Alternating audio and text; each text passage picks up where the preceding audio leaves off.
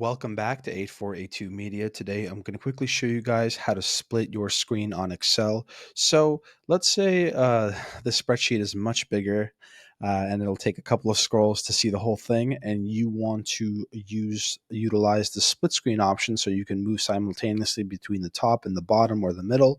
All you're going to want to do is go to the number on the vertical lane, and then let's go with 5. So you highlighted that row, and now you just want to be on view, and then we go all the way to split right over here. Click on split, and now you can actually move vertically on both sections. So you split the screen, and now you can move simultaneously between the top and the bottom.